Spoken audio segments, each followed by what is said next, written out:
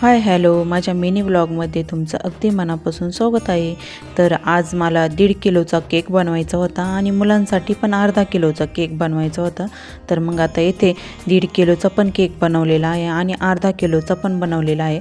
तर मग आता दुसऱ्या दिवशी आता हा केक मला पॅक करायचा होता। तर मिस्टरांना हा स्कूलमध्येच घेऊन जायचा आहे केक, तर मुलांनाच वाटायचा आहे। तर मग सर्व काही केक वगैरे पॅक करून दिला आणि मला भांडे वगैरे सर्व काही घासायचे आहे।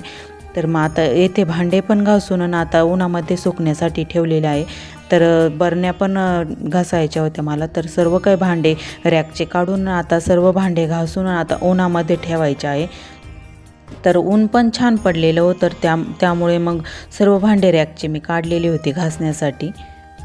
तर आता इथे सर्व भांडे मी घासून आता उन्हामध्ये वाळत ठेवलेले आहे। आणि मग त्यानंतर सर्व काही भांडे वाळल्यानंतर आतमध्ये पण घेतलेले होते। तर येथे स्वरा पण स्कूलमधून आलेली होती, तर मग मला येथे बरण्या पण त्यामध्ये डाळी भरून घ्यायच्या होत्या बरण्यांमध्ये। तर मग आता येथे स्वरा पण मला थोडीशी मदत करू लागत आहे। तर मग त्यानंतर मग सर्व काही बरण्या भरून घेतल्यानंतर आता येथे सर्व भांडे बरण्या वगैरे सर्व काही मी रॅकला लावून घेतलेले आहे। तर तुम्ही पण बघू शकता, तर छान असे चमकता पण। आणि मग त्यानंतर संकष्ट चतुर्थी असल्यामुळे मग मला येथे गव्हाची खीर बनवायची होती। तर मग येथे मी छान असं गव्हाची खीर शिजून घेतलेली होती। आता येथे मिक्सरमध्ये बारीक करून आता गव्हाची खीर बनवलेली आहे।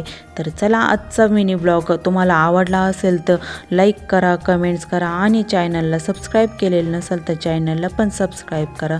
तर चला, असेच माझे मिनी ब्लॉग बघा।